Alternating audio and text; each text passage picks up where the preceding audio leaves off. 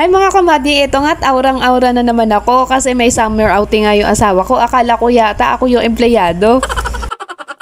Maga nga pala kami umalis dyan dahil bago mag 5 AM maalis na yung service namin, kaya passport pa lang umagap na kami para naman maganda at makapili kami ng uupuan namin. Kasi kung tanghali na kami, oras na ng alis tsaka pa kami paparoon ay baka sa dulo na kami makaupo. At ayan, andyan na nga kami kung saan antayan na ng service. Napasobra yata kami ng aga sa mga oras na yan dahil nauna pa nga kami sa service. Yun naman pala ay may pa field trip ang high school at napakadami ng bus na nag-iintay. At sa wakas nakasakay na nga kami at napaganda nga ang aming upo. Sobrang excited ko nga maglublob sa dagat ay hindi na ako nakatulog sa biyahe. At wala din naman kami masyadong dalang pagkain kundi halos para kay Dewey lang dahil hindi naman kami magugutom dahil nga may libreng pagkain naman ang company. At may batang natutuwa sa biyahe dahil iba't ibang truck nga nakikita niya which is favorite niya.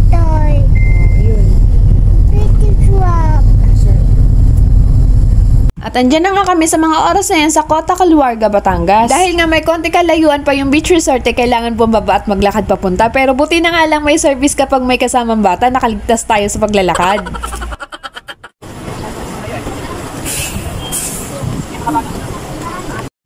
At ayan na nga, madami na din pala ang nauna pero hindi ko napansin dahil yung ganda na view ng beach ang napansin ko. Nakaka-refreshing o nakaka-relax talaga pag mga ganitong tanawin. At pagkadating nga namin ay meron palang bigay para sa mga bata na laruan. At abay nakakatuwa naman at sa dani may nakaabang na agad na libreng taho.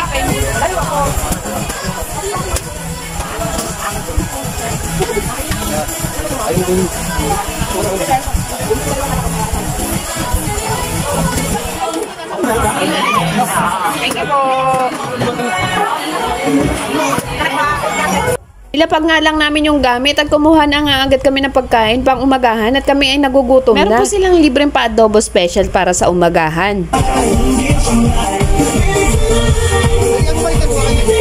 Hi ka kuya! Hi!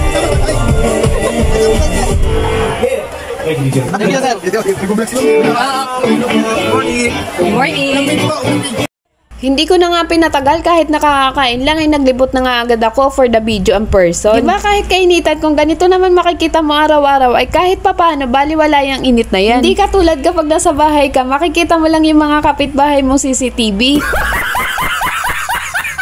Meron silang pa banana boat, pa spin boat at yung napakaganda dito ay yung pakubo nila na nasa ilalim ng puno. Tapos may pa swimming pool sila sa gilid para kung ayaw nyo, takot kayo sa dagat ay pwede kayong magtampisaw dyan. At habang nagbibideo nga ako dyan ay nakita naman kami nitong si Kumarin Judith na nautusan pa nga na videohan ko daw siya para naman ma-discover. Ay! Jumoy! Yan na! Nakasaan baby po? Baby pa! Nandun sa Quezon. Ay, hindi mo kasi. At nagtuloy na nga kami sa paglalakad bago pa magkahambugan. At meron nga din pala silang patent na ganyan katabi ng kubo at sa ilalim ng mga puno. Syempre magdadala ka ng sariling tent. Lakad lang ng lakad at mainit. Ang init. Ganun talaga summer. Nandito kami ngayon sa Batangas. Ganda-ganda dito oh.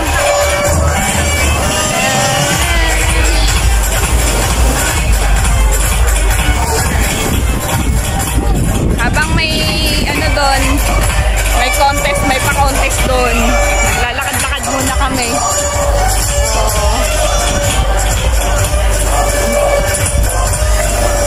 Sobrang aga pa pero napakainit. Grabe talaga yung init.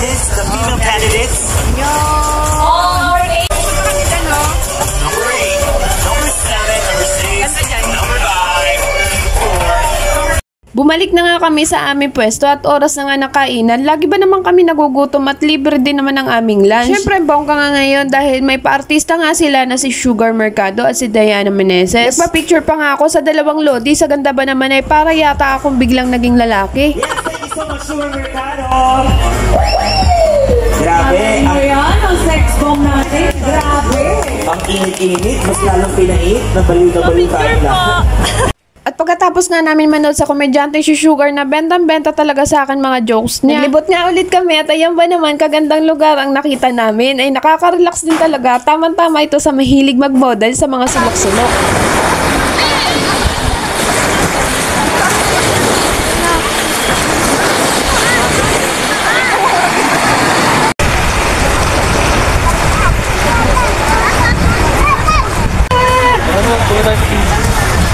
Kahit sobrang init. Ulan. Ganda ng view, oh. Oh, ganda.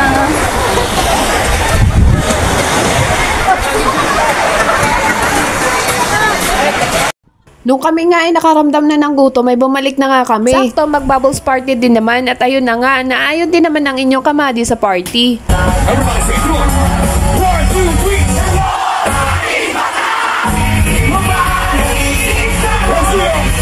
Diba, enjoy na enjoy talaga mga empleyado at feeling empleyado. Isa na yata ako doon.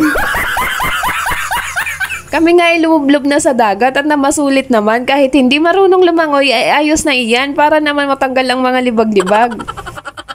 Pagkalublob nga namin kami nga ay naligo na nga agad dahil sigurado madami maliligo sa shower area. Pagkatapos nga namin maligo ay nag-intay lang kami.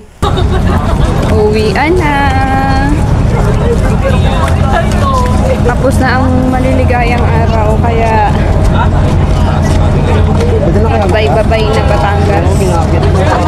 Kami nga ay sasakay na sa service pa uwi. Hindi ko na nga nabidyohan yung binigay sa amin na merienda dahil nga sa bus na namin kinain. At kami nga ay nakaramdam na din ng pagod pero worth it naman talaga yung lugar na to. Mas nag-enjoy nga daw ako kaysa sa asawa ko na akala mo ako yung empleyado. So paano ba yan mga kamadi? Kita-kits sa mga susunod ko na vlogs. Thank you for watching. Ingat ang lahat. Bye-bye!